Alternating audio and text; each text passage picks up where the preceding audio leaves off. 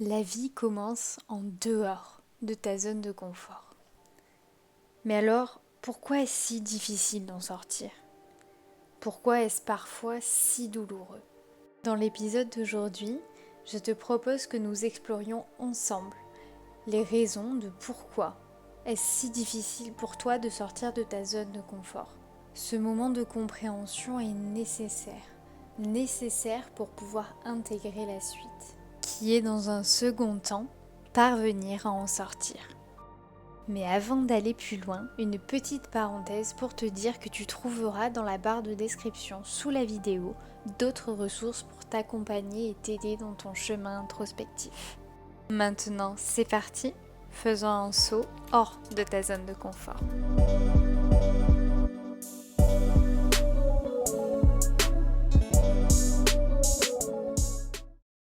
Eh bien, il est en réalité tout à fait logique, d'un point de vue biologique justement, de ne pas être très à l'aise avec le fait de sortir de sa zone de confort. Pour résumer, notre zone de confort correspond à tous les comportements, actions, réactions, fonctionnements, systèmes de liens auxquels nous sommes habitués depuis, on va dire, à peu près toujours.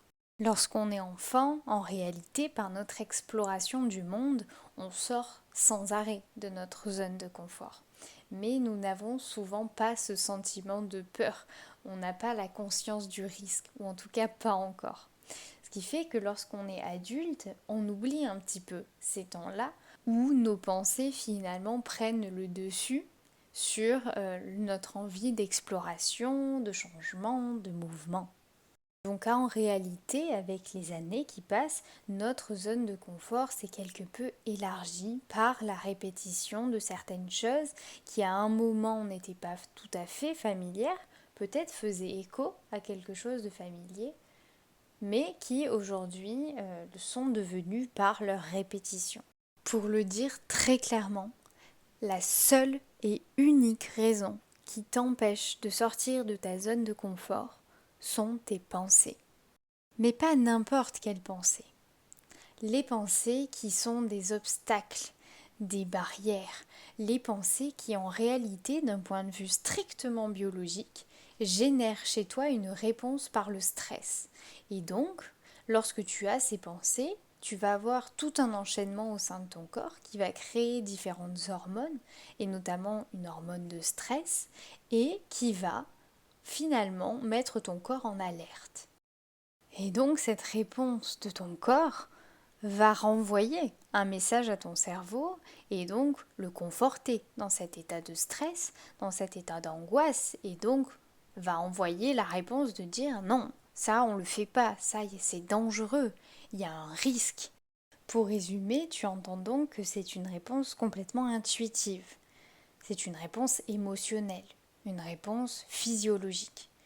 Pour autant, évidemment, et heureusement, j'ai envie de dire, on peut changer cette réponse. Ou en tout cas, on peut en prendre conscience pour ensuite agir directement à la source, à savoir sur tes pensées.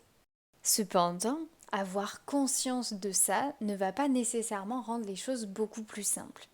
Parce que, eh bien malheureusement, il y a une autre réaction tout à fait naturelle et intuitive, qui est celle vraiment du confort. À savoir que lutter contre cette réponse naturelle va demander un effort considérable à notre cerveau pour s'adapter, pour créer de nouvelles ou plutôt chercher de nouvelles solutions, de nouvelles adaptations. Parce que finalement, toute la clé est là. Notre cerveau et notre corps humain de façon générale est une machine incroyable. Mais lorsqu'il y a quelque chose qui convient au système, eh bien, pour le dire de façon un peu simpliste, notre cerveau peut devenir très flemmard par rapport à tout ça. Et ça peut demander justement vraiment beaucoup d'efforts et de travail pour sortir de ce cercle-là et pour justement implémenter du changement. Du coup, une première étape à se demander peut être quelles sont les actions qui a priori sont en dehors de sa zone de confort, tu aimerais mettre en place. Quels sont tes objectifs? Évidemment, je ne peux pas deviner à distance de ta réponse à ces questions. Néanmoins, je peux peut-être te donner une piste qui est que peut-être tu vois un petit peu trop grand tout de suite. Je m'explique. Tu peux avoir des objectifs qui finalement sont des très grands changements. Je pense par exemple à des changements de vie, des changements de carrière, des changements de lieu de vie aussi, si tu veux déménager ou peu importe, changer de boulot, ce que tu veux.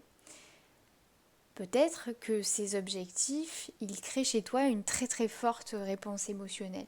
Effectivement, il y a peut-être beaucoup d'envie, d'excitation, de joie, mais il y a aussi peut-être beaucoup d'émotions liées à la peur, au stress, au doute.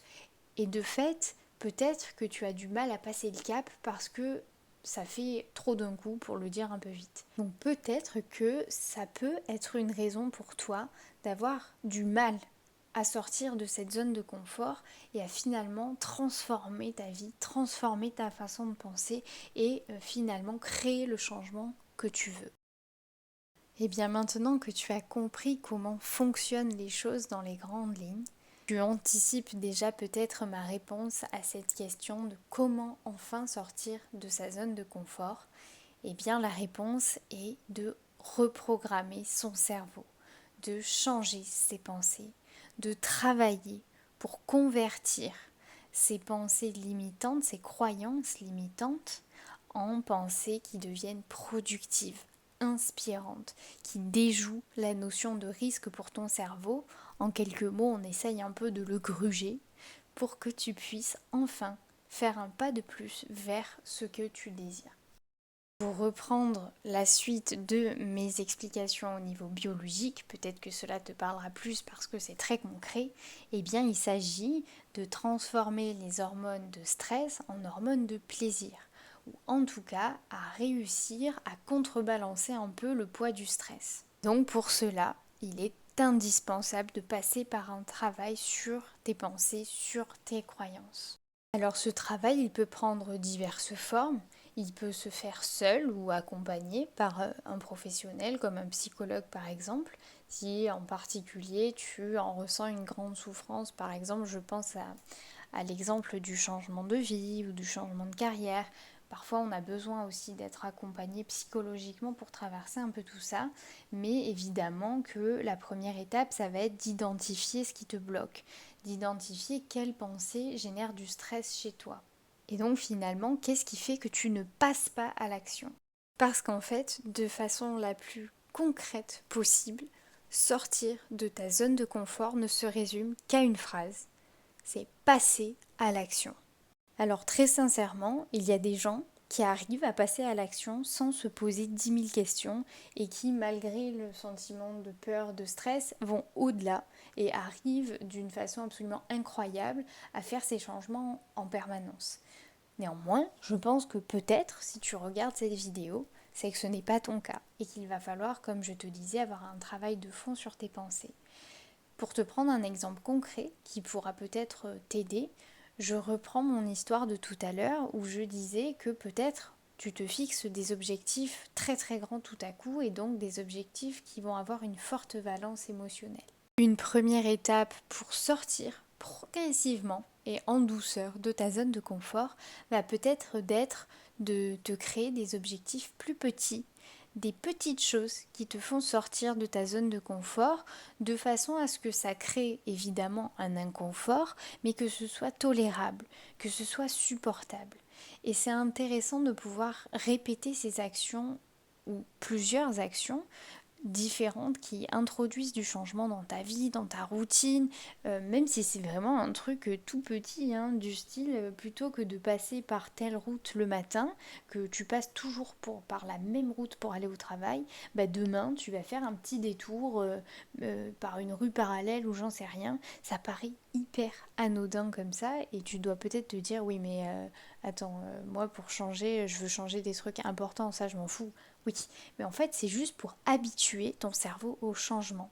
Et plus ton cerveau sera à l'aise avec le changement, au début évidemment des petits changements, mais ça peut être des changements plus importants, et bien plus il sera à l'aise avec la prise de décision. Et donc, pour le dire vite, plus tu seras à l'aise avec le fait de passer à l'action.